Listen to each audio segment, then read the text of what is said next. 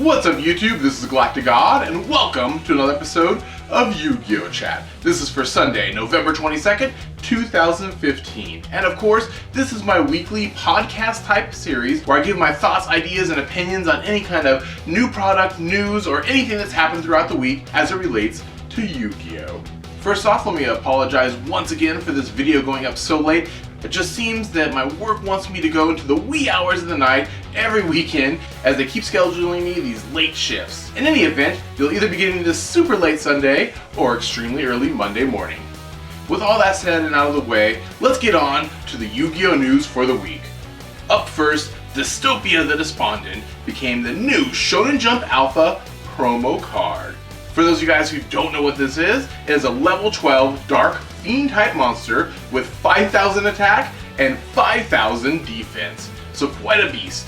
It also packs an effect that states this card cannot be normal summon or set and must be special summoned from your hand or the graveyard by sending 4 level 1 monsters you control to the graveyard, and cannot be special summoned by other ways.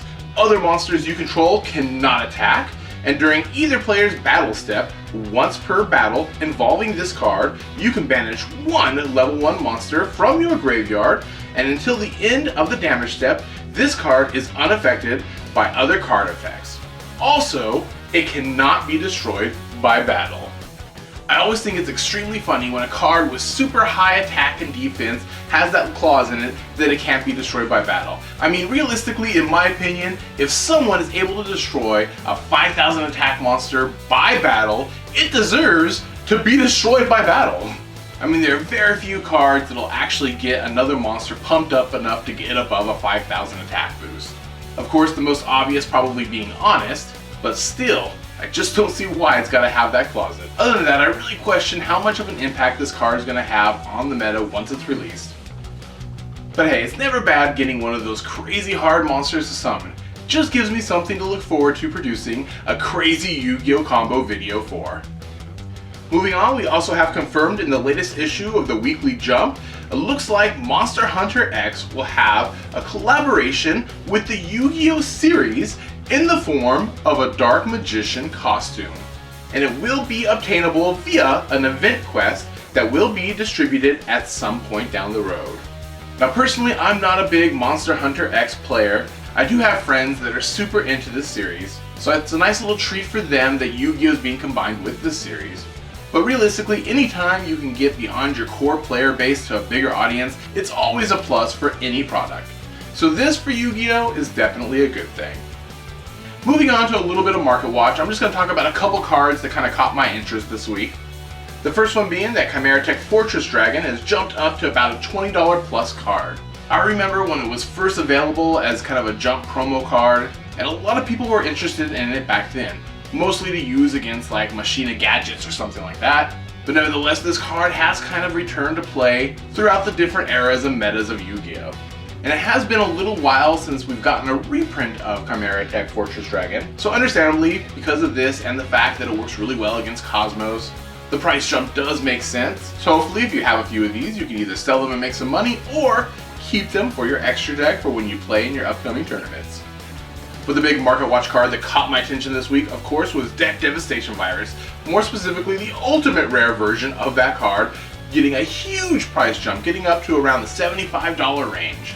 I mean, I know people like to bling their decks out and all, but $75 for the ultimate rare is pretty crazy. This price spike is definitely due also to Cosmos, as it combines very well with their big spaceships. Personally, I think if you have an ultimate rare version of this card, you should sell it. I know, I'm gonna have mine up on eBay here in a second. On to some other news, just some stuff that's been happening with me this week. I kind of binge watched the new Marvel Jessica Jones series that came out on Netflix a couple days ago. Overall, I really did like the series. I don't think I liked it quite as much as I did Daredevil. I know Daredevil was definitely a little bit more action-packed, and the action that was within it was way better choreographed than that of the Jessica Jones series. I felt that there were some points within the 13 episodes that it just seemed to kind of drag a little bit. And I also felt they could have used a couple more episodes actually focusing on her being a private investigator. I feel like we only got the first 2 episodes that showcased her being a PI, And I know, without giving away too many spoilers, that the series kind of ended in a way that sets up a lot more investigation going forward into Season 2 if they do actually make one. But I think I just would have liked to see that a little bit more in this first season. Also, as a lot of you guys know, I'm a huge WWE fan. I got to see Survivor Series earlier tonight. Technically, I watched the replay as I was working during the actual event, and just another reason why this podcast series is going up so late. Overall, I thought it was a pretty decent pay-per-view. WWE has been kind of a little hit or miss lately with what they've been offering us. Hopefully, as we move closer to the Royal Rumble and of course WrestleMania season, they'll be able to pick up and really deliver for that big event. Also, I want to bring a new weekly segment, being the Meme of the Week, where I'm going to ask you guys to submit to me via my Facebook page some of your favorite memes throughout the week. I'm going to pick one to showcase here on each episode of Yugioh Chat. And so here's the first one that I want to actually present to you guys. Came out a few weeks back after the ban list was revealed to us. And although most memes are pretty funny, this one I felt was kind of a little touching, and so I wanted to share it with you guys. And it's got Construct saying, "I'm sorry, Falco. You can't bring me back this time."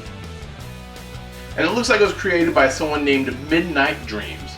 So big shout out to them if they're the ones that created this. And if you guys would like to submit a meme for next week's podcast, head on over to my Facebook page. There should be a post saying submit your memes here, and just post whatever one you like best. Finally, I'm going to get on to some Yu-Gi-Oh! Q&A. And up first, we have Ice Knight 64, who asks, "Hey GalacticGod, what was your favorite Yu-Gi-Oh! Event that you went to?" Now, I believe I've talked about this in a video maybe a year or two ago, and it was the Battle Pack YCS in San Diego. I actually went down there with 3 good friends of mine, 2 of which didn't really play Yu-Gi-Oh! All that much, but when they heard it was a Battle Pack one, they kind of got excited about it, especially for using cards that you normally wouldn't get to. Battle Pack 1 offered an array of classic monsters and cards, and I was really able to help sell the idea to my friends that weren't really playing Yu-Gi-Oh! Anymore. Plus, it was the event where I got to meet a lot of other Yugitubers for the first time, including Slim, and Jackie, and Vexy, and overall, really had a blast there. So if you're someone who's never been to a YCS, I definitely highly encourage you to do so. It's not the same as going to a regional or an ARG event or anything like that. The whole thing is on a much more grander scale, and it can be a lot of fun, especially your first one.